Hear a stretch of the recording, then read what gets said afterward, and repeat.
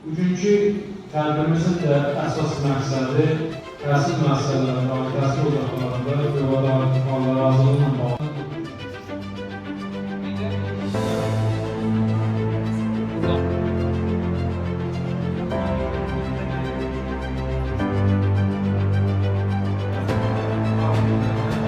Yanğının mənbəyinə toz şəklində görürsünüz, o söndürən maddə ətrafa yayılır. Və çalışmaq lazımdır ki, yanğının mənbəyini yuxarı hissəsindən yox.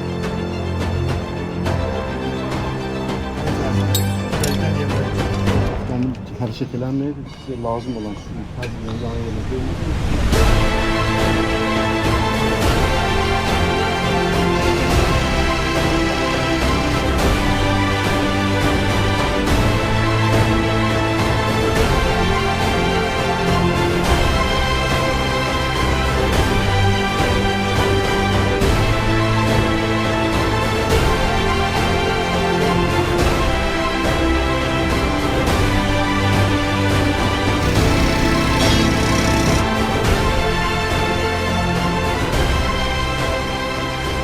Kişiliklə akımlar var, ona xüsuş deyil. Bu makinə həmin olub yanğın söndürülməsində şəxsi